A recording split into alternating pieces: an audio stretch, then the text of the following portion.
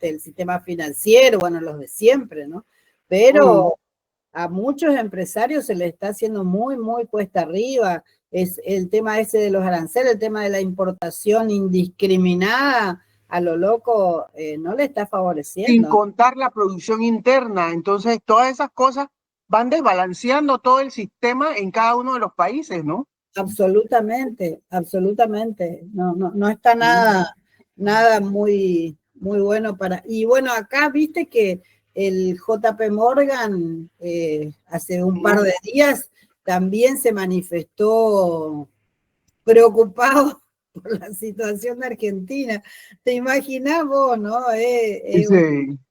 Es una locura, ¿verdad? ¿Y vos cómo estás? ¿Qué estás haciendo, Minerva? Bueno, intentando hacer algunas cositas por ahí. ¿Estás en la ciudad? ¿En la ciudad de Panamá? Estoy en la ciudad. Estoy en la ciudad. Dime, Jero. ¿Jero iba a hablar? Jero, ibas a decir algo, dice. No, estoy escuchando nomás. Ah, ok. Estoy tratando de hacer eso. Ahora mismo estoy viendo un tema de vinos argentinos, viendo a ver qué se hace, Julia. Ya, ¿no? Está bien. Sí. Sos muy activa, así que algo siempre vas a estar haciendo. Sí. Bueno. No nos podemos quedar de manos cruzadas todavía. No te imaginas, no. Bueno, ya voy a ir a visitarte en algún momento. Espero. Sí. Espero. Sí, a ver, le mando mensaje a Didimo para ver si se va conectando. Yo lo llamé hace un rato. ¿Le llamaste? Sí, querida, porque conociendo a Didimo. Sí. Ay, sí. Contesta poco, pero me dijo, voy a estar a las 18, sí. Sí, yo lo llamé y me dijo, no, mira, que es que en cuanto termine el programa de radio me conecto. Vamos a esperar que se conecte pronto. Ok. Que debe estar terminando también. A ver qué dice, bueno. A ver qué dice. ¿Qué nos dice Didimo? Bueno, ahí estamos teniendo, sí. Se inscribieron bastante, pero viste que con esto siempre hay un... Sí, siempre. Que accede y otro que ya no. Así que vamos a ir viendo. Vamos a ir viendo, sí. Bueno, igual vamos avisando a todos los que se están conectados que en un par de minutos empezamos. Estamos esperando que se el otro disertante, así que les damos la bienvenida igual a todos los que ya se fueron sumando, que no son pocos. Así que esperamos unos minutitos. Sí, totalmente. No hay problema.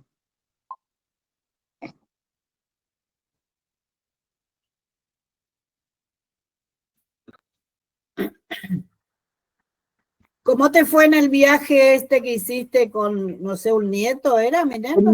Con mis sobrinas. Con mis sobrinas, sí. Muy bien. Bien. Lo disfrutamos mucho. Ajá. A ver si podemos regresar nuevamente en noviembre, a ver hacia dónde. Ya no vamos a ir a Ushuaia. Ya le dije, ya basta de Ushuaia, porque cada vez que va alguien yo voy por Ushuaia y ya. Basta de Ushuaia. Ya está. Sí. Está bien. Pero en noviembre hacía tanto calor en las cataratas. Sí. Fue una locura. Sí. Hace calor. Muchísimo calor hacía. Muchísimo calor hacía. Es para que no extrañes Panamá. Te preparamos el clima para que no extrañes. Ahí está Didimo. Oh, bienvenido Didimo. Ahí va. Bueno, a ver. Cuando aparezca en la pantalla le contamos quiénes estamos, así vamos a empezar a charlar. Totalmente. Tú sabes que mi padre decía que él no sabía que había tenido una hija negra que había nacido en un país nórdico, porque yo siempre he sido intolerante al calor. Ajá. Entonces... No me digas. Ay, no. Siempre decía, yo no sabía que había tenido una hija negra nacida en un país nórdico. Pues yo siempre he tenido problemas con el calor. Bueno, te vas a tener que ir a vivir, bueno, ya, ir a vivir a algún país, algún país de frío. Pero ya no cambias tu país, ya no. Yo creo que ya no. No, claro. Ya Claro. no. Hola, Didimo, ¿cómo estás? No te escuchamos, Didimo. Está conectado, pero no veo que active el Está micrófono. conectado, pero no está activado. ¿Está conectado con alguien más o no?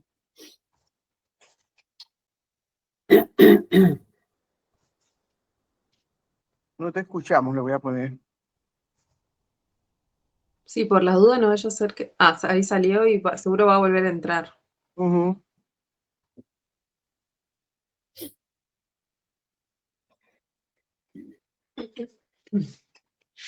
Estuve escuchando, Julia, el programa de radio de Didimo que me pasaste. ¿Ah, sí? Sí, muy bueno, muy bueno. Ah, sí, sí, sí, sí. Es Eres muy... de los de los guerreros. Yo soy más moderada. Más moderada, bueno, bueno. Ah, ahí Ahí estamos. está. Ay, Didimo, ¡Oh, amigo, ¿cómo estás? Didimo! Bienvenido.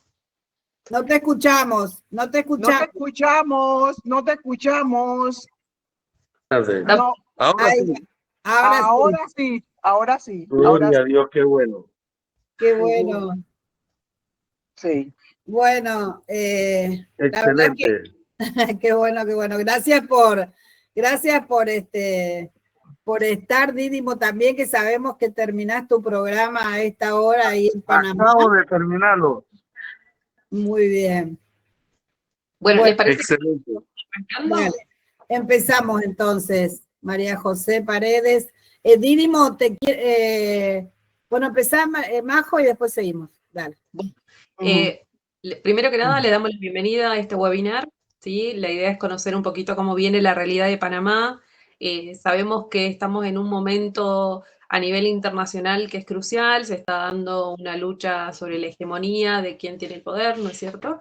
Por un lado están los Estados Unidos y por el otro lado está todo lo que se plantea desde el mundo multipolar, pero los países de América Latina no son ajenos a todo esto, se están dando algunos pasos para poder avasallar lo que podemos considerar la soberanía de cada uno de los países. Y está bueno que podamos conocer e indagar un poco más en la realidad de los países que van teniendo y presentándose diferentes conflictos sociales, porque el pueblo puede ser que no esté de acuerdo con algunas medidas que se estén tomando. Entonces, el orden en el que vamos a hacer esta presentación, vamos a hacer Julia nos va a dar la bienvenida a todos, luego va a exponer Jero, que ya ahora los presento bien, después va a hablar Didimo y Minerva. Jerónimo Jiménez es codirector de Derechos Humanos y Derecho Internacional, él es politólogo, está en el grupo de voluntarios del Observatorio de Relaciones Internacionales de la Fundación Victoria. También nos acompaña José Didimo Escobar, que él es abogado y periodista, que va a estar disertando en segundo lugar. Y por último va a disertar Minerva Lara Batista, que ella fue embajadora de Panamá en Argentina. Así que, Julia, te escuchamos para que nos den la bienvenida y después continuamos con Jero. Bueno, simplemente agradecer a dos queridos amigos, Minerva, quien ya lo dijiste, Majo, embajadora aquí en la República Argentina, embajadora de Panamá, bueno, y Didimo, con quien nos conocimos hace mucho tiempo, cuando me sucedió que Panamá nos dio refugio político, ¿no? Eran épocas de Omar Torrijos, ya había muerto Omar, pero estaba muy presente su figura, ¿no?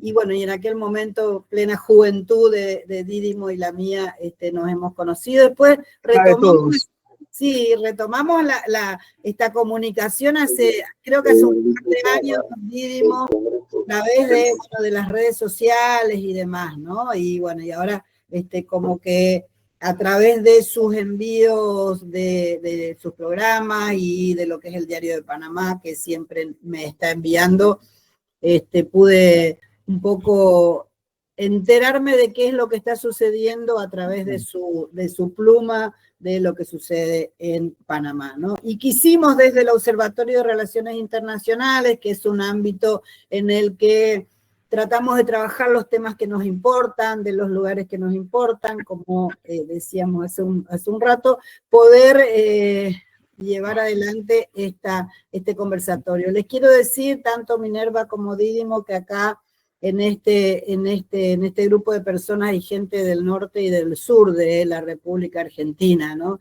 De Misiones, varios, de Comodoro Rivadavia, Neuquén, de Buenos Aires, en fin, creo que es un lindo grupo de personas de varios lugares de nuestro país. Así que bueno, nada más, eso. Gracias Dídimo, gracias Minerva, gracias a todos los que están conectados.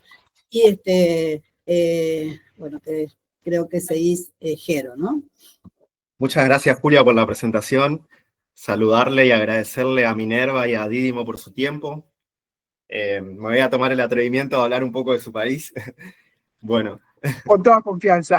Sí, bueno, para contextualizar un poco, Panamá es un país de 4,5 millones de habitantes aproximadamente, con una frontera en el oeste con Costa Rica, en el este la frontera natural selvática del Darién con Colombia, al norte el Mar Caribe con el Océano Atlántico y al sur el Pacífico, ¿no?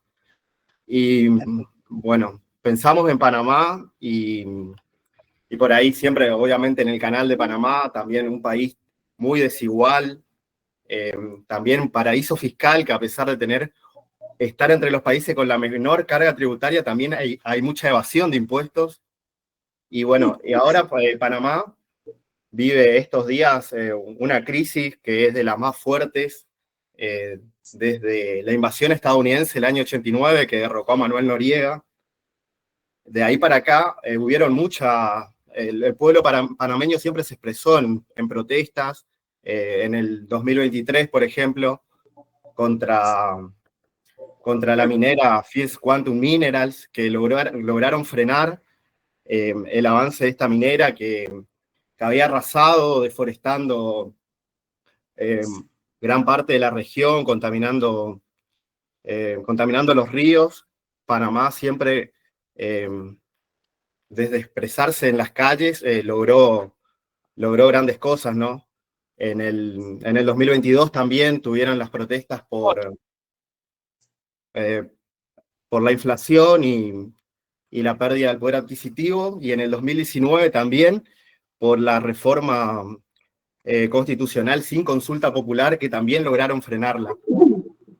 Pero sin duda parece que esta es una de las peores crisis que tuvo, superior a la de los años anteriores que vine nombrando.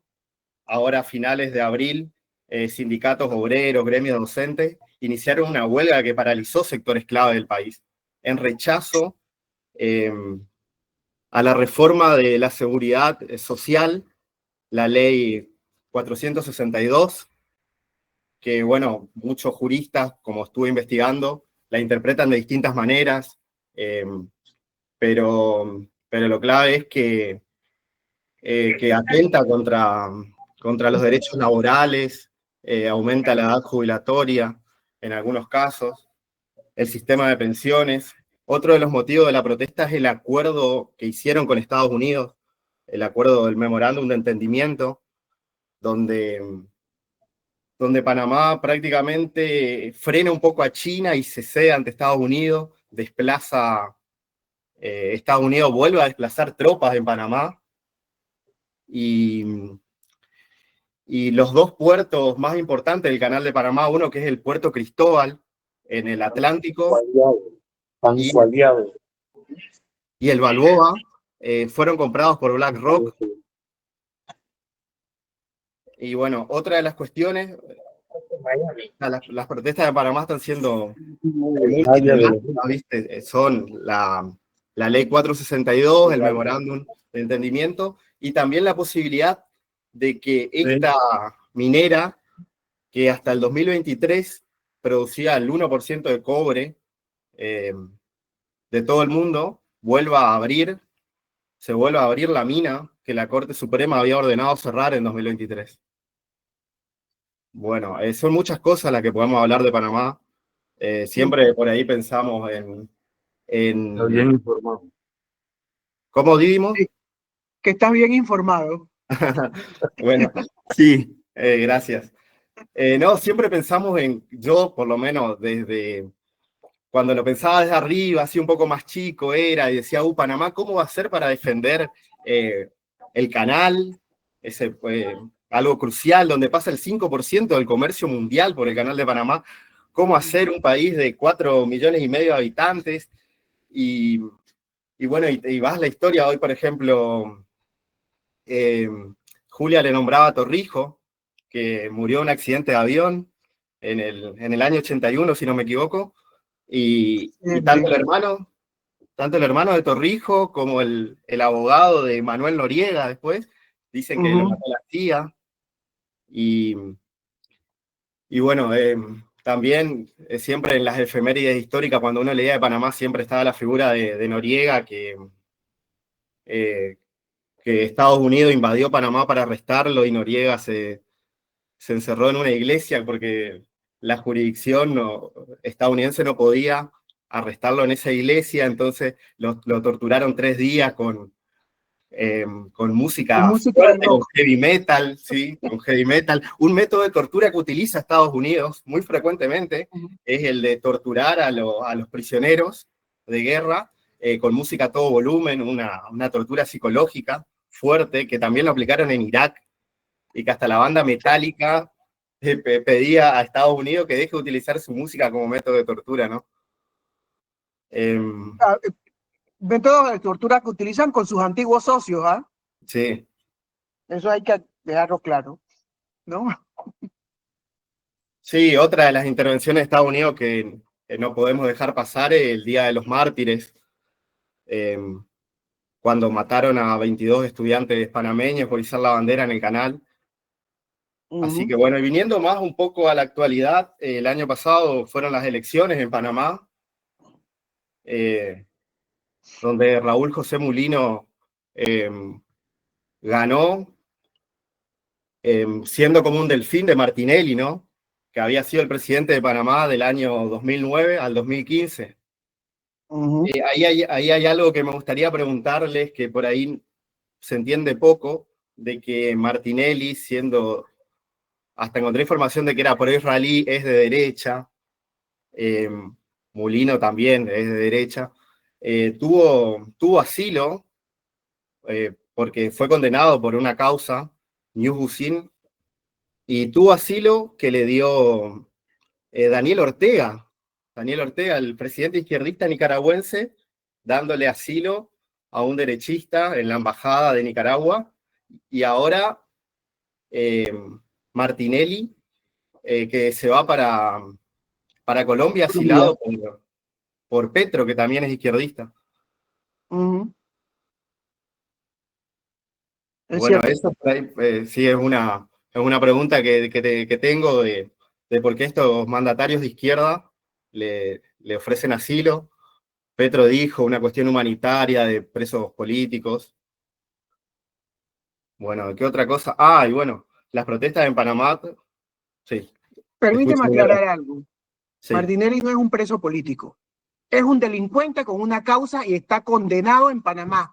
Entonces, él no es un preso político. Eso lo dijo Gustavo Petro. Ajá, sí, totalmente de acuerdo.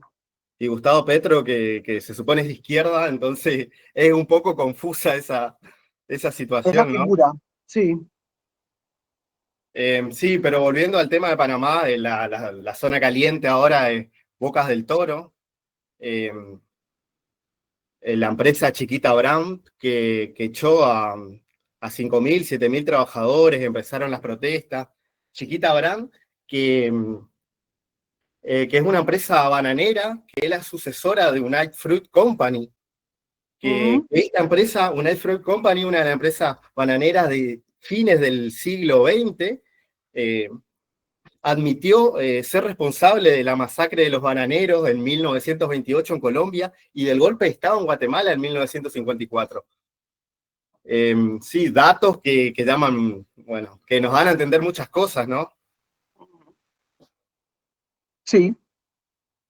Así que bueno, por ahí me gustaría escuchar un poco más sobre el tema de Martinelli, por qué creen de este asilo de parte de mandatarios de izquierda, también hacer hincapié mucho en el principal motivo de la protesta que se está desarrollando ahora, que cortaron la avenida Panamericana, que va desde Bocas del Toro, en la frontera con Costa Rica, hasta el Darién, la frontera selvática con Colombia. Por ahí escucharlo mucho a Dídimo, que es jurista, y podría explicarnos bien de esta ley 462, que bueno, el sector bananero también protestó mucho contra esto, dice como que le impide la jubilación anticipada y algunas cuestiones. Así que bueno, les dejo comentar un poco y... Muchas gracias, Jero. La verdad que siempre nos viene bien esto de poder conocer un poquito de los hitos históricos, ¿no? Que los pueblos fueron dando luchas y ganando reivindicaciones, así que te agradecemos por esta introducción y le damos la palabra a José Dídimo. Muy buenas tardes, apreciados amigos. Realmente el tema de Panamá, donde estamos ahora, es el resultado, y tendríamos que remontarnos un poco a la situación que se dio con la firma de los tratados del Canal de Panamá el 7 de septiembre de 1977.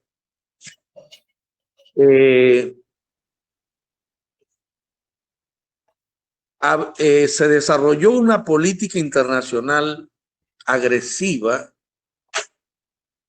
en contra de el coloniaje que tenía Estados Unidos a través de la zona del Canal de Panamá desde 1973, que se realiza en Panamá el primer Consejo de Seguridad que se realiza fuera de las oficinas centrales de las Naciones Unidas, que estaba en Nueva York. Es la primera vez que se hizo un Consejo de Seguridad fuera de la sede de Naciones Unidas. Y en 1973, la comunidad internacional presionó de tal manera a Estados Unidos que quedó en solitario enfrentando la demanda de Panamá del desmantelamiento colonial que tenía a través de la zona del canal y que liquidaba uno de los elementos fundamentales del Estado panameño, del Estado nacional, y era que en mitad del territorio de Panamá había una zona que partía el territorio por la mitad, en la cual Panamá no podía ejercer jurisdicción. Bueno, resuelto las negociaciones a través de una sesión que pone los fundamentos de esa negociación en una declaración establecida por el canciller de ese entonces de Panamá, Juan Antonio Tac, y el secretario de Estado norteamericano Henry Kissinger. Eso fue en febrero de 1974. Allí se establecen las bases, los 7 puntos que debían ser resueltos en materia de la negociación, y que lo fundamental era la restitución a la República de Panamá de la soberanía en todo su territorio y el control de parte de Panamá paulatino a través de un programa establecido para que Panamá controlara el canal, los puertos, es decir, y todo lo demás. Se firma finalmente el tratado el 7 de septiembre de 1977 Panamá aprueba el tratado en un plebiscito que se realizó el día 23 de octubre de 1977. Y luego entonces Estados Unidos discute el tratado y lo termina aprobando en 1979, 1 de octubre, y así se establecieron una serie de observaciones o enmiendas que, por ser particulares y hechas después de la negociación que hubo entre los dos estados, desde el punto de vista del derecho internacional, no tienen esas enmiendas ninguna validez. Porque una vez que usted negocia y usted ratifica los tratados, ya eso no puede ser modificado a través de una opción de introducir enmiendas particulares y de manera unilateral, porque ya no es una negociación. El mismo tratado establecía 30 meses a partir de del canje de las notas de ratificación, que fue en octubre, y el día 1 de abril de 1982 dejó de existir la zona del canal y Panamá asumió el control de toda la zona, suplantó a la policía soneíta, a los jueces, a los tribunales norteamericanos que existían en Panamá, la estructura de la zona del canal como tal, y Panamá empezó a controlar los puertos por primera vez. Es más, Panamá no tenía una ley marítima. La ley que se tuvo que realizar fue la ley que entró a regir precisamente el 1 de abril de 1982, que es la ley marítima actual. Y por primera vez tuvimos, a pesar de tener el canal tanto tiempo y los puertos no eran panameños, ahora se nacionalizaron y son panameños. Desde el momento de la aprobación de los tratados en el canal, en el debate que se realizó, las fuerzas de derecha de Estados Unidos no estuvieron de acuerdo ni contentas con la ratificación de los tratados. Sostuvo en ese entonces Ronald Reagan que era un regalo a Panamá regalarle el canal, porque ellos habían construido el canal. Y esa posición política de Estados Unidos la establecieron en un documento que era fundamento de la política internacional norteamericana, que se llamó en ese entonces el primer documento número 1 de Santa Fe número 1, en donde se señalaba que eventualmente Estados Unidos tenía que reconquistar y retrotraer esa entrega del canal. En ese entonces fue Ronald Reagan, pero dentro de las fuerzas del Partido Republicano, sobre todo, se fueron dando, y hoy ustedes ven, bueno, eso fue la razón esencial por la cual se da la invasión norteamericana a Panamá el 20 de diciembre de 1989. El objetivo no era Noriega. Nunca lo fue. Era penetrar a las fuerzas de defensa de Panamá, porque Estados Unidos llegó a la conclusión que era una fuerza de izquierda que favorecía el establecimiento de regímenes de izquierda en el continente, por la participación que tuvo Panamá apoyando la instauración o la defenestración de el señor Somoza en Nicaragua y el triunfo del Frente Sandinista. Esa invasión destruyó la institucionalidad del país, destruyó la paz pública. Los niveles de violencia fueron inconmensurables. y destrozaron la institucionalidad del país. A partir de la invasión, en cada despacho de todos los ministerios y de la Fuerza Pública de Panamá, quienes lo entrenaban en la doctrina que se utilizó era una doctrina, la doctrina de seguridad de Estados Unidos, y quienes estaban en los despachos eran oficiales de inteligencia del ejército de Estados Unidos y del grupo de inteligencia que se llamaba 470, que estaba establecido en Clayton, que es parte de la zona del canal, de lo que era la zona del canal. Desde entonces se instauró, entre comillas, una supuesta democracia en Panamá, pero esa democracia no es el problema solamente de votos de la gente, el derecho de votar, sino quienes realmente tienen el poder.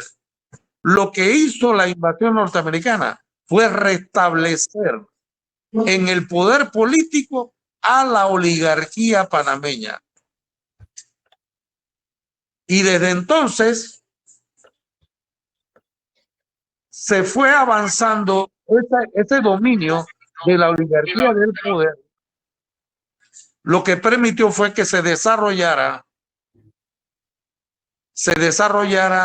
una situación de corrupción impresionante que fue destruyendo y corroyendo toda la institucionalidad del país. Así cada gobierno fue privatizando, regalando los bienes públicos, el patrimonio nacional, y se fueron desarrollando, entre comillas, los partidos políticos, pero ninguno formaba a sus miembros para servirle al país, sino que era como una cofradía para asaltar las arcas públicas. Y empezó a hacerse reformas del Estado hasta que entró, bueno, desde allá viene hasta el día de hoy que tenemos no un Estado de derecho, sino que tenemos un Estado de derecha. Repito, no tenemos un Estado de derecho porque el gobierno no se sujeta a la prescripción constitucional y legal, sino que usando la fuerza, generando una casta militar entre los altos oficiales, 400 comisionados y subcomisionados que vienen siendo para como coroneles y tenientes coroneles. A todos se les da una cantidad de privilegios, empezando por un salario de $10,000 mensuales, pero tienen derecho a carro, a teléfono, a guardaespaldas, a cuanta cosa usted se le puede imaginar, y hasta acceso a negocios. Y el propósito de eso es que el mando militar de la policía y de toda la fuerza de seguridad se dediquen entonces con empeño a tener control y el uso de toda la fuerza pública, que son más de 30,000 miembros en todo el país, para ponerlos a disposición para reprimir al pueblo, que era lo que ocurría antes de 1968, cuando Omar Torrijos da el golpe de Estado el 11 de octubre del 68. Esa es la situación que hay. La ley 462, de la cual habló distinguido expositor anterior, es una ley que está dirigida a darle acceso a los grandes capitales del capital financiero local para poder disponer, por lo menos en esta fase, de una parte de lo que es los fondos de reserva de la Caja de Seguro Social cuyo único dueño, son los trabajadores que cotizan en razón de su trabajo y que del salario, de lo que ellos tienen que poner los trabajadores, una parte de ese dinero va hacia los programas, a 3 programas que tiene la Caja del Seguro Social. Uno es de enfermedad y maternidad, el otro es el programa de administración y el otro programa, que es el deficitario, es el programa de invalidez, vejez y muerte, que es los programas de pensión. Los 2 programas que no son IBM, o sea, invalidez, vejez y muerte, todos tienen superávit. El que tiene el déficit, vuelvo y repito, es el invalidez, vejez y muerte. La ley que existía anteriormente le permitía a las personas que se iban a jubilar que, habiendo pagado 240 cuotas, es decir, aproximadamente como 20 años de labor continua, las personas se podían jubilar con el 60% de los mejores 10 años que había cotizado en el Seguro Social. Con la nueva ley, anterior a esta ley, el Seguro Social de Panamá se basaba en una ley con un programa basado en la solidaridad, que hasta ahora son los únicos seguros sociales que sobreviven. El modelo de ahorro individual, que es el que se acaba de imponer, es un modelo que ya ha fracasado en Chile y en muchas partes, en Uruguay, en diferentes partes del mundo. Ha fracasado. Y la gente viene de vuelta, pero aquí en Panamá ahora se quiere admitir. Y eso lo que le erige es un homenaje a la individualidad. Y cada quien solamente no atiende una generación a la otra, sino cada quien lo único que logra ahorrar. Y esos ahorros, para poder jubilarse, requiere por lo menos de 40 años de cotización permanente. Usted no puede dejar de trabajar durante 40 años y al término de 40 años no está garantizado que usted se vaya con el 60%. Es probable que con la mitad, el 50% de los salarios, de los salarios que usted ha tenido. Y solamente hasta el monto de lo que usted logró ahorrar. Usted no tiene ninguna asistencia adicional. Eso llevaría a la mayoría de los asegurados que cotizan con muy bajos salarios en el país. Verbigracia, por ejemplo, los trabajadores de la bananera solamente ganan 15 balboas al día, 15 dólares al día. Eso apenas le alcanza para los gastos fundamentales de comida, manutención y transporte que pueda tener y gastos médicos que puede tener la persona. Esas personas se jubilarían con a lo mejor 100 o 125 balboas. Y eso no les alcanzaría ni para comer. Y por eso es que los trabajadores bananeros están sumamente disgustados, porque ellos saben que esta ley los condena a una mayor pobreza. Y lo mismo pasa con los educadores y pasa con muchos funcionarios o trabajadores. Los que van a ser golpeados son las generaciones que son jóvenes, que están en el mercado laboral ahora. Y obviamente que esa situación ha generado una efervescencia y una lucha interna, y al mismo tiempo ha aparecido un régimen increíblemente perseguidor,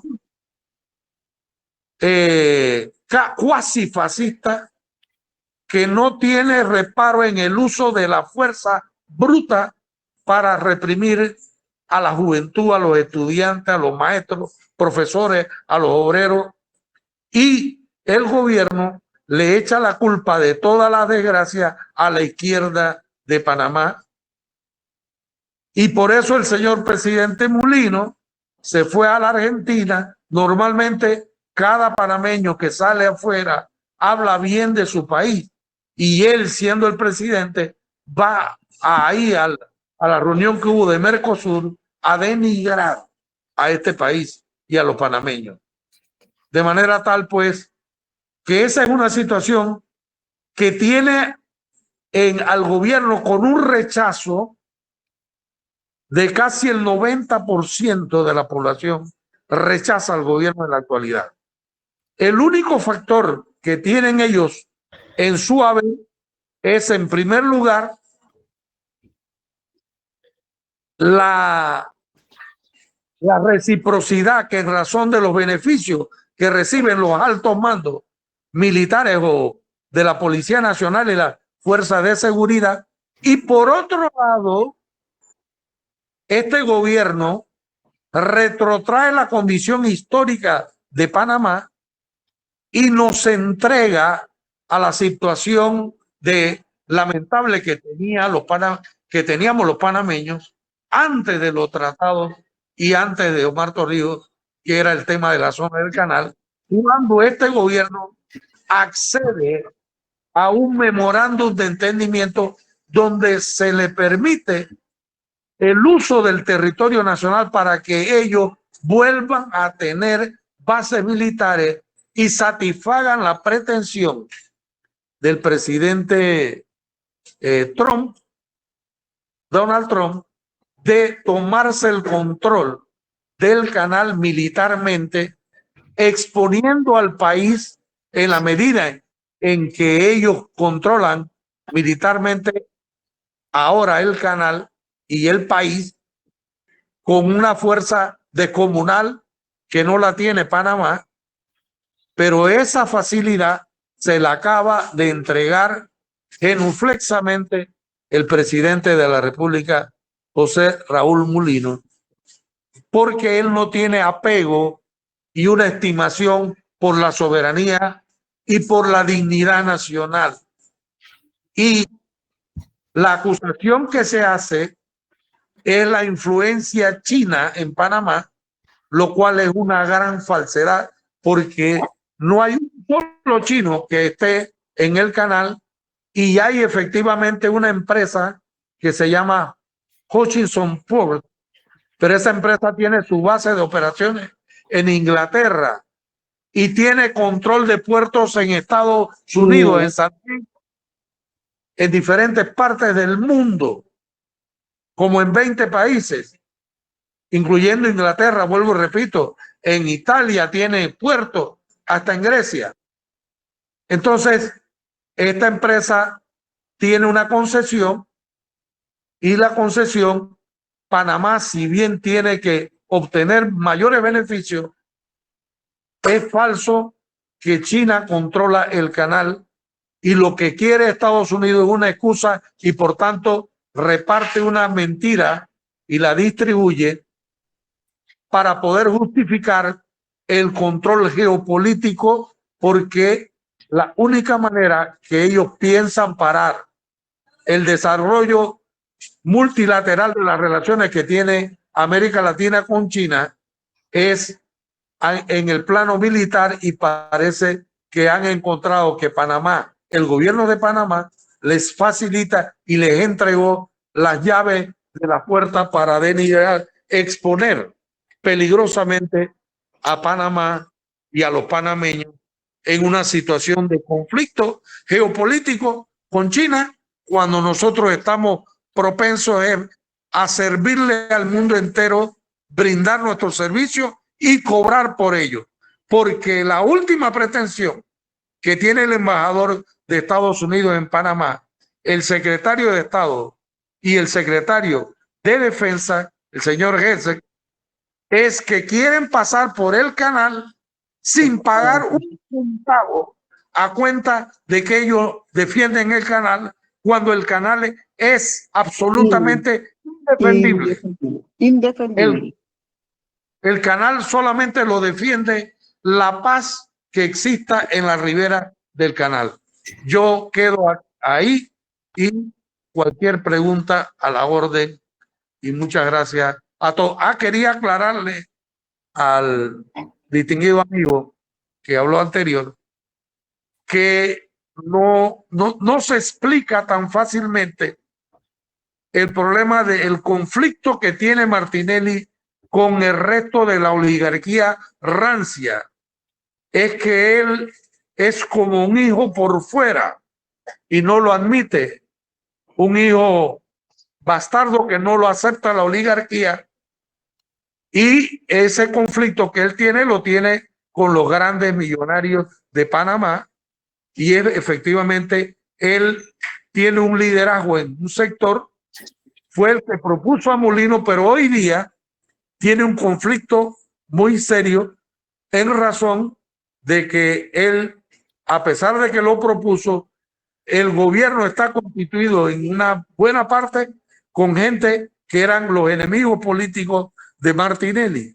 Por eso existe el conflicto actualmente entre Martinelli y Molino, y entre Martinelli y el resto de la oligarquía rancia en Panamá. Gracias, distinguido, y perdonen la largura del asunto, pero esto no es tan fácil condensarlo. Que súper claro todo lo que nos fuiste aportando, nos permite entender y conocer un poco más de la realidad de Panamá. Ahora le vamos a dar las palabras a Minerva y luego vamos a abrir una ronda de preguntas o de intercambios con el público que tenemos presente, que afortunadamente son bastante los interesados. Así que, gracias. Minerva. Cómo no, muchas gracias. Primero, un tema de aclaración. ¿Qué eran las cartas de Santa Fe? Las cartas de Santa Fe es un documento que emitía periódicamente los Estados Unidos para definir cuál iba a ser su política hacia América Latina en la década del 80, ¿no? Ahí se definía cuál iba a ser la política con cada uno de nuestros países, cuál iba a ser la política norteamericana hacia América Latina.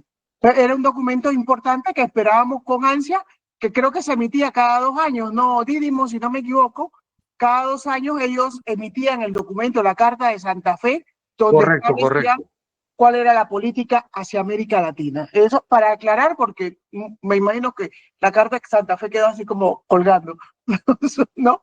Ahora, perdón, Minerva, dime. Pero es importante destacar que las figuras que participaban en la elaboración de este documento, que era el fundamento de la política exterior, era la intelectualidad más exquisita de la derecha norteamericana. Norteamericana, totalmente. Ahí se definió la guerra de baja intensidad hacia Centroamérica, que fue un periodo muy fuerte. Ahí se definió la política hacia Colombia, hacia Panamá, y cómo se hace toda la estrategia para ir manteniendo ellos el control de América Latina, ¿no? Eso es solo para aclarar. Y para entrar en los temas de Panamá, yo quiero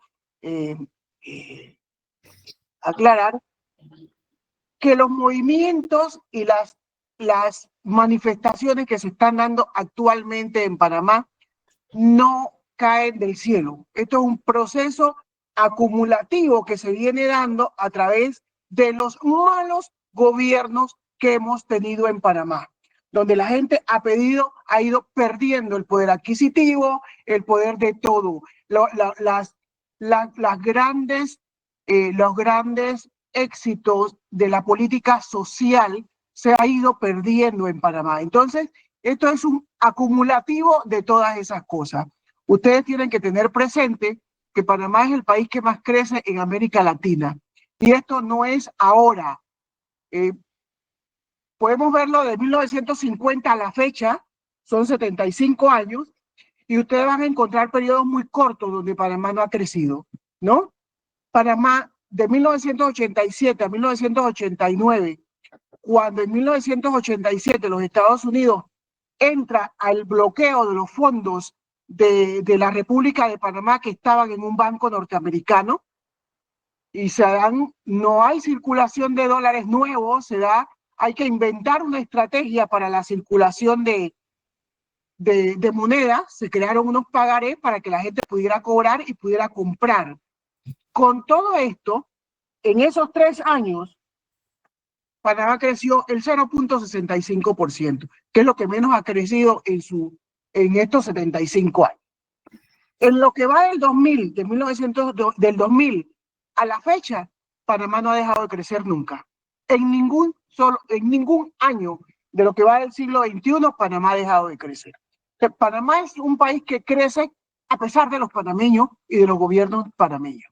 Esto hay que aclararlo, porque esto define muchas cosas.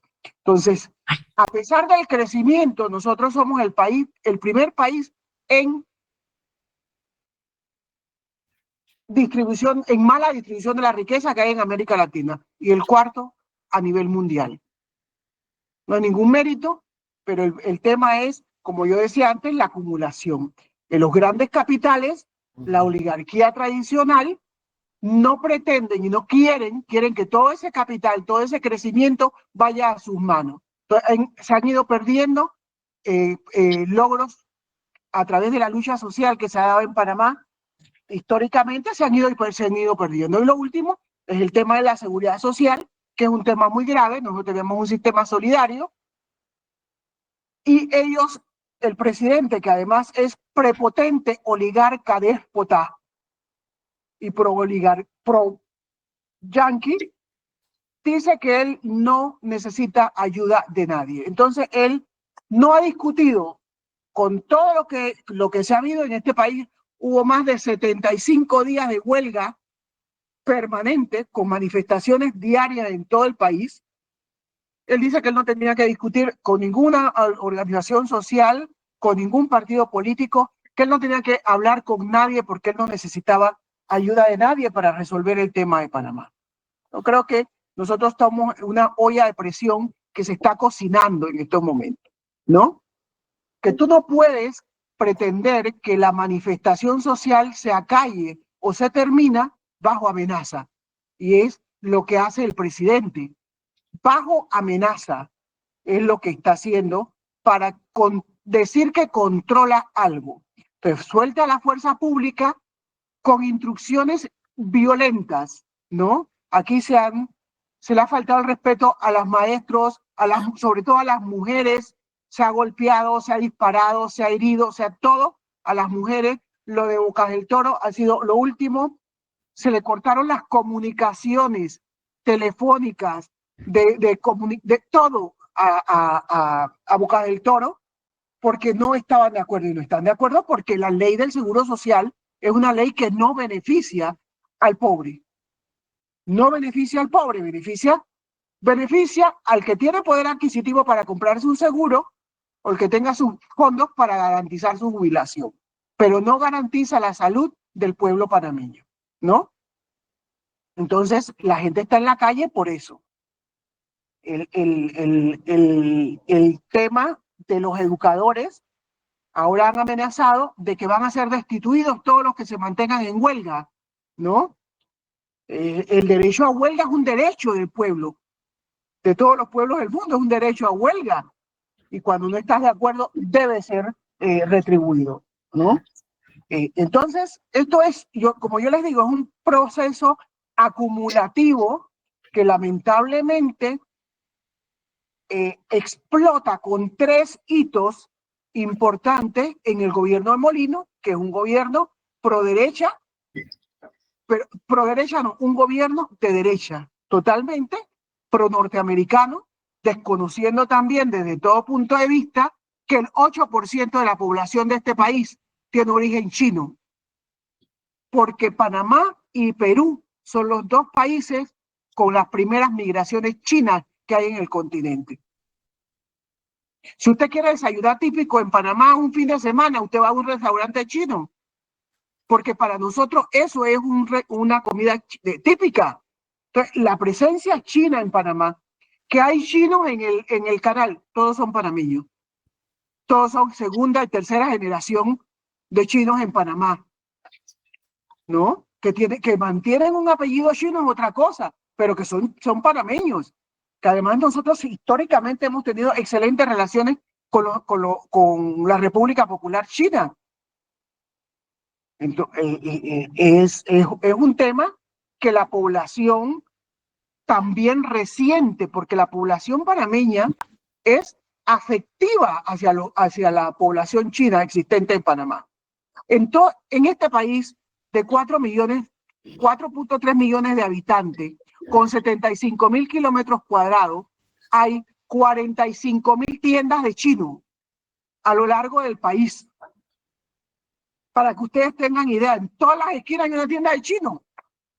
Y nosotros al chino le decimos, ¡ay, chinito! ¡Ey, paisano! O sea, nosotros no tenemos un problema con los chinos, ni con la sociedad china, ni con la política china. Que eso es importante aclarar, porque ahora se está tratando de hacer ver que los chinos vienen a quedarse con el país. Nunca han tenido esa pretensión los chinos existentes en Panamá.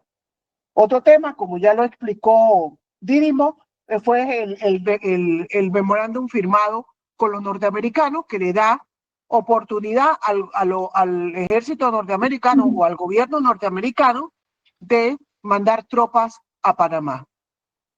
Ellos vienen insistiendo en que ellos construyeron el canal y que los barcos tienen que pasar gratis. Pero el tema es que el tratado del canal no contempla la exoneración de pago por ningún barco que pase por el canal. La única que se contempla en el Tratado de Neutralidad es que de haber una guerra global, los barcos militares norteamericanos tendrían preferencia de paso, pero no paso gratuito. Paso expedito, pero no paso gratuito.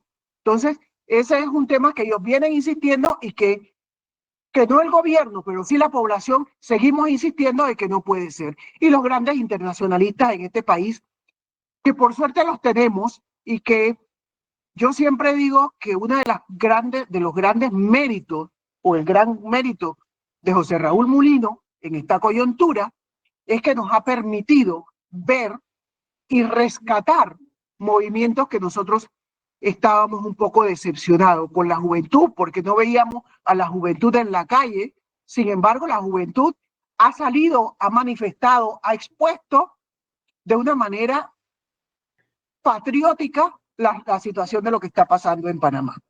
José Raúl Mulino es un tipo... perdón, Didimo. Minerva, quería agregar un temita importante. En el caso del memorándum de entendimiento que le permite a los norteamericanos establecer base militar y presencia militar en Panamá, es absolutamente contrario al Tratado de Neutralidad, en cuyo artículo 5 dice que terminado el Tratado del Canal de 1977, que terminó el día 31 de diciembre de 1999 al mediodía, solamente, dice clara, así textualmente, solamente la República de Panamá podrá tener presencia militar en su territorio y en el canal. Exacto. Solamente ese aporte para que ustedes vean que hay una violación abierta al Tratado de Neutralidad del canal por parte de Estados Unidos, y el gobierno permitió que eso ocurriera, el gobierno de Mulino. El gobierno de Mulino ni siquiera se ha dado cuenta que con eso se está disparando al pie. Otro de los temas que hace que los Estados Unidos sienta tanta presión es porque ellos hasta tanto manejaron el canal de Panamá, el canal tenía un carácter militar. A partir de que Panamá toma posesión del canal, el canal es una vía comercial y nosotros lo explotamos desde el punto de vista comercial. ¿Qué ha hecho esto? Que nosotros tenemos un beneficio proveniente de la operación del canal que impulsa y alimenta las finanzas públicas. 2.500 millones de dólares vienen de la operación del canal todos los años. Entonces, ellos también, que tienen un déficit económico que no es nuevo, están buscando, y Trump está buscando, es ver cómo obtiene parte de la ganancia del canal de Panamá. Entonces, es un conjunto de ítems que tiene Trump con Panamá en estos momentos. Otro de los temas que, bueno, que ya hemos abordado, el tema del documento del memorándum de entendimiento, es la ley minera. La ley minera es un dolor de cabeza. La Corte Suprema de Justicia la declaró inconstitucional porque viola 26 artículos de la Constitución. Que eso fue en noviembre del 2024 que se terminó. Mulino pretende resucitar la ley minera. Panamá, como ya les dije, tiene 75.000 kilómetros cuadrados. Panamá no es Chile, Panamá no es Argentina, con ese vasto territorio donde una mina de cielo abierto puede pasar desapercibida. Y menos que esté en el corazón del país, porque está justo en el centro del país esta mina a cielo abierto. Entonces, nosotros, nuestro tesoro, nuestro privilegio es tener una biodiversidad que es la mayor biodiversidad junto con Costa Rica que hay en América Latina, ¿no? Entonces nosotros tenemos que defender eso y es lo que estamos defendiendo. Ese es un tema que se va a poner peor todavía, porque todavía Mulino no ha dicho abiertamente que va a reabrir la mina. Él dice que va a reabrir la mina, pero que va a negociar la participación panameña y que va a hacer una concesión bajo la ley de concesiones que se da en este país. Nosotros no queremos concesiones, nosotros no queremos mina en Panamá. No queremos mina en Panamá porque si el tema es entre la mina y la vida, vamos a escoger la vida. Entonces, aquí el tema es que todo lo mezclan con el tema del crecimiento económico. No, porque es que las calificadoras de riesgo jamás le van a dar una nota negativa a este país, porque nosotros tenemos suficientes recursos que vienen de diferentes sectores que hacen que este país crezca. Y tú me vas a decir a mí que una calificadora de riesgo que se mete a estudiar de 2000 al 2025 el crecimiento de un país donde el mínimo ha sido 4.3%, que fue en el 2024 a causa de las movilizaciones en el 2023, a causa de las movilizaciones en contra de la mina, que tuvo 2 meses paralizado el país, ahí se dejó de crecer y se creció a un 4.3% en el 2024. ¿Qué calificadora de riesgo le va a dar una nota negativa a un país que crece como Panamá, que es el primer país de crecimiento en América Latina?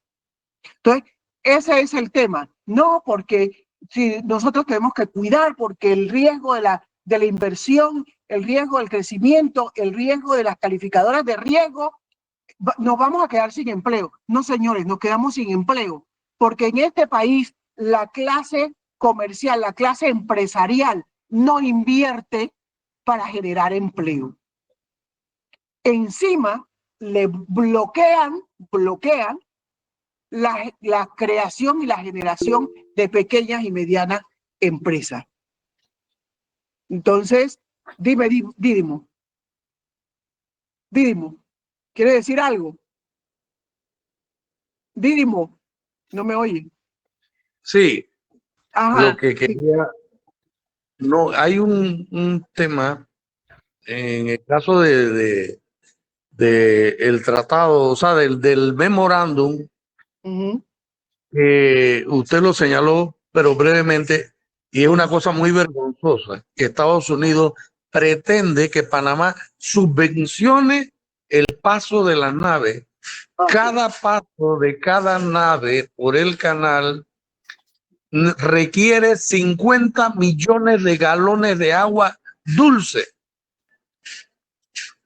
Es decir, cada esclusaje se lleva esa cantidad de galones de agua, que Panamá tiene un gran trabajo de poder mantener lo que es la cuenca hidrográfica del canal para garantizar tener el reservorio de agua en el lago Gatún y otros lagos pequeños, más pequeños, como Miraflores y la represa de Madén, para que esa agua pueda activar, porque el canal es un canal que no es a nivel, es un canal de esclusa que requiere el uso de el recurso agua, y nosotros debemos entregar todos nuestros recursos y aún los gastos de operación del canal en forma gratuita para que las naves norteamericanas,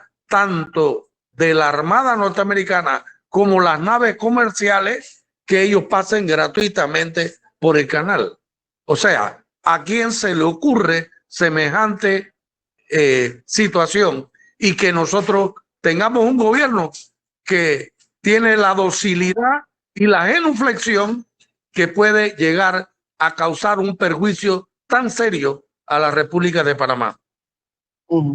Ahora, el monto, el país, el tránsito de naves norteamericanas por el canal no es una cosa significativa. El paso de barcos comerciales de la Marina norteamericana por el canal de Panamá representan $6 millones al año, pero no tenemos nosotros por qué pagarlo. Que lo paguen los norteamericanos, porque quienes se benefician de pasar por el canal son los norteamericanos, no somos nosotros. Nosotros tenemos el canal, ¿no? Entonces, eso es un tema que viene ahí dando. Lo que se ha venido fomentando desde hace más de 10 años en Panamá, 15 años en Panamá, es una profundización de la lucha de clases que no nos hemos querido dar cuenta y que poca gente menciona, porque le tenemos terror al término, ¿no? Pero es lo que hay, una lucha de clases. Cuando el presidente de la República sale a acusar y a golpear a la Universidad de Panamá, la universidad pública número 1 de este país, el presidente y el contralor salen a golpearlo, que es una cueva de maleantes, cuando los mejores hombres de este país se han formado en la Universidad Nacional de Panamá. Y la universidad hizo una marcha de más de 100,000 personas. Entonces, es una lucha de clases. Que no se haya declarado lucha de clases no quiere decir que no la haya, pero hay una lucha de clases en este país. Y como yo digo, estamos cocinando. Tenemos una olla de presión que puede explotar en cualquier momento y va a explotar de manera desagradable.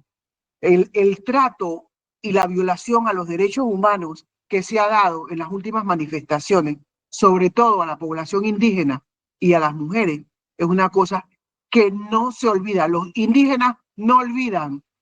Los indígenas no olvidan y se convierten en héroes. Y como dijo uno que estuvo preso y lo soltaron el día que lo dejaron preso, dice que vengan pues, que me maten. Yo me voy a llevar a alguno por delante. Total, yo no vine para quedarme de semilla. Me pueden matar hoy o mañana, pero yo no vine para quedarme. Entonces, el tema de Panamá es un tema que hay que darle seguimiento porque ahora se nota todo, pero hasta la semana pasada, yo vivo a una cuadra de la Facultad de Derecho de la Universidad Nacional, y hasta la semana pasada había manifestaciones hasta las 8, 9 de la noche en la Universidad Nacional de Panamá, permanentemente. O sea, esto no ha parado. Puede ser que otro método dictatorial del presidente fue hablar con todos los canales de televisión, con todas las televisoras y con todos los medios para que no publicaran lo que estaba pasando. Aquí hemos estado casi 2 meses sin noticias de las manifestaciones. Nos hemos enterado por las redes sociales y por la gente que hace artículos, que escribe, pero no por la televisora ni por los radios, porque no ha habido un acuerdo de silencio sobre lo que pasa en el país. Entonces, por eso es importante que foros como estos nos permitan que se conozca la verdad de lo que está pasando en Panamá. ¿no? Panamá no es un país importante para Panamá. Panamá es un país importante para América Latina. Para América Latina. O sea, todo el comercio de América Latina pasa por Panamá. Y ahora que somos miembros o somos parte del Mercosur, todavía se va a profundizar más, ¿no? El presidente y su gobierno, un gobierno sin capacidad de respuesta, sin capacidad de negociación, sin empatía, porque no tienen ninguna empatía para ningún grupo en este país, salvo para su clase social, no tienen empatía con nadie más. Entonces, no ven la necesidad. Aquí todos los gobiernos, anteriormente cuando hay un problema, llaman a los otros sectores, a los partidos de oposición, a los grupos cívicos, a la movilización social, llaman a las agrupaciones sociales para sentarse a conversar. El presidente dice que él no va a reformar la ley del seguro social porque se va a quedar así. O la reforma o la tumban. Él la semana pasada cumplió un año en el gobierno. El 1 de julio cumplió un año en el gobierno. Y no ha habido, yo decía y todos decíamos que no había habido un gobierno, un peor gobierno que el de Nito Cortizo. Y resulta que en un año nos ha dicho que hay alguien peor que Nito Cortizo. ¿No? Entonces, es una situación que sí hay que denunciarla. Sí hay que denunciarla porque así como se han venido cometiendo la violación a los derechos humanos, siento yo que van a seguir cometiéndose la violación de los derechos humanos de forma callada, ¿no? Ahora tienen una política de que van a destituir a un grupo de maestros porque estaban en huelga, sí, señores, pero el derecho a huelga es un derecho legítimo, un derecho contemplado en todas las leyes laborales de este país. Entonces tú no puedes hacer eso. El gobierno allanó todas las oficinas de los sindicatos en este país, congeló las cuentas de los sindicatos, ¿no? Todavía Genaro López está preso, Tidimo, ¿verdad? Ese es el de Suntras, el sindicato. Ajá. Él está preso, solo que se le dio prisión domiciliaria, es decir, es en la casa que está preso. Ok, ajá. Pero, y el otro está en la embajada de Bolivia solicitando asilo político. Es correcto. El otro líder está, Saúl, está en la embajada de Bolivia. Entonces, es para darles a ustedes un pantallazo de lo que en realidad está ocurriendo en Panamá, ¿no? Sí, me llamó mucho la atención que descartó negociar con Chiquita Brand que se reintegren los trabajadores despedidos. Después creo que acá en la Argentina, en la reunión del Mercosur, dijo que a través de las huelgas se filtraba el narcotráfico, criminalizando también. Hay evidencias de infiltrados en las protestas porque acusa de vandalismo, de los autos quemados, ¿sí? Y bueno, lo que sí que con su estrategia de mano dura no logra pacificar el país, y esta ley 462 es un modelo a la chilena que ya fracasó en varios países. Exactamente. Y el tema de... Fracasó en el resto. Nosotros teníamos, y lo grave de todo esto es que nosotros teníamos desde 1980, cuando se crea el Ministerio de Salud, porque aquí era Ministerio de Salud, de Trabajo y Salubridad Pública, cuando se crea el Ministerio de Salud, un sistema solidario, un sistema de salud unificado, que se acabó después de la invasión a Panamá, se acabó. Entonces, aquí hay una lucha del que el que más tiene, más beneficios tiene, el que menos tiene, no tiene beneficio. Eso es lo que está ocurriendo en Panamá, y es grave, es muy grave lo que está ocurriendo, ¿no? Entonces, es un pantallazo de lo que hemos venido viviendo Y sí, no se entiende como un país como Panamá, con la economía que tiene, con el crecimiento que tiene, Sí. tenga la desigualdad social que tiene. Sí, es uno de los países que más crece. Solamente en el primer trimestre de este año creció más del 5%, pero a la vez también es de los más desiguales, con aumento de desempleo, informalidad, bajos salarios. Totalmente, totalmente. En el 2012, 2013, este país creció 2 dígitos, 12 y 13 puntos, 14 puntos algo. O sea, no es posible, no es creíble que un país como este viva la situación que está viviendo en Panamá. La última del presidente, anunciada la semana pasada, es que elimina el Ministerio de la Mujer. Elimina el Ministerio de la Mujer y él jura que el respeto a las mujeres es social, es totalmente superfluo, no el contenido de lo que trae un Ministerio de la Mujer. Entonces, él decidió que ese ministerio desaparece. Y en ¿no? todo esto, ¿en qué anda la oposición? ¿Se le tiene un poco de fe al Poder Legislativo, de poder frenar Ninguna. algo? Al Poder Legislativo no se le tiene ninguna fe, porque hasta los jóvenes que decían que iban a hacer, se han vendido y se han pasado y todo, entonces realmente no hay una oposición. En estos momentos no hay una oposición. Primero, el PRD era...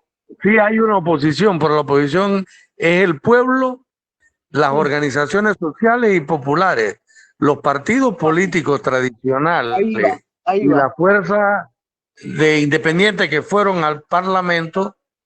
Finalmente, todos ellos han sido cooptados en cierto modo por el gobierno, a través de nombramientos, de un presupuesto para contratos y dignidad. Pues la clase política está pringada en corrupción absoluta. Entonces ellos la invierten primero y luego entonces la llevan de la rienda a donde ellos quieren. Exactamente. Así es. Así es. Y el mayor partido político que había aquí, el PRD, bueno, ya está hecho un desastre. Los dirigentes del PRD en estos momentos están vinculados a cosas que nadie quiere estar vinculado. Entonces hay un gran éxodo de militantes del partido. Entonces, todos los partidos políticos prácticamente no existen, y los que existen son con unas cúpulas que dejan mucho que desear en cuanto al comportamiento político serio de un partido. Entonces no hay discusión, y como dice Dídimo, aquí la oposición se está haciendo con los sindicatos, con los movimientos sociales, con las organizaciones. No hay una oposición de partidos políticos. Y también los movimientos indígenas, puede ser, que representan el 16% de la población de Panamá y que le enviaron una carta al Papa León, al nuevo Papa, pidiendo ayuda, ¿no? Ajá, exactamente. Sí. Ahora, es importante, Minerva, decirle que realmente es admirable la valentía de los originarios de la población indígena nuestra, que desafía las armas más avanzadas y modernas con el pecho abierto y con la bandera tricolor nuestra, y han resistido, y con toda la fuerza que tienen no han podido doblegar al día de hoy al pueblo. Es más, en Boca del Toro, a pesar de todas las acciones del gobierno, el pueblo salió, por ejemplo, ayer a las calles y llenó las calles, bueno, dándole al gobierno su posición firme y de una resistencia y de no rendición. El gobierno de Panamá, el señor Mulino, él emula a el presidente argentino, y comparte con él su odio a la intelectualidad, al debate dialéctico y público, a las universidades, a los sectores progresistas, revolucionarios, patrióticos.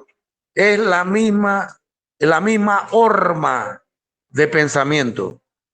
Pero lo lamentable de todo esto es lo siguiente. Por ejemplo, Omar Torrijos Herrera, que fue el jefe militar que se convirtió en líder nacional, que encabezó la lucha por la soberanía y el logro de la liberación nacional, siendo militar, logró democratizar al país y dignificar a los panameños.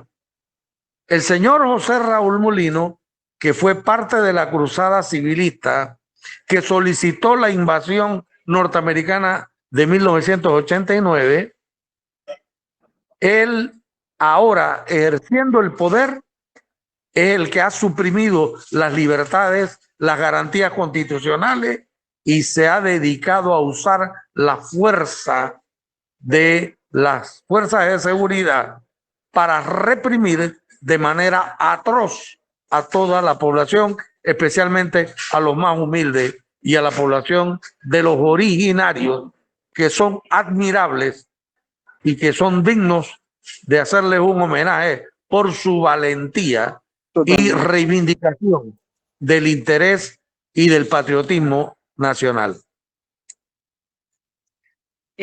La verdad que me parece súper interesante todos los datos que están aportando. Queremos darle lugar un poco a las preguntas que van surgiendo en el chat y de paso, antes de leer la pregunta, le vamos a dar la palabra a Liliana, que está con la mano levantada.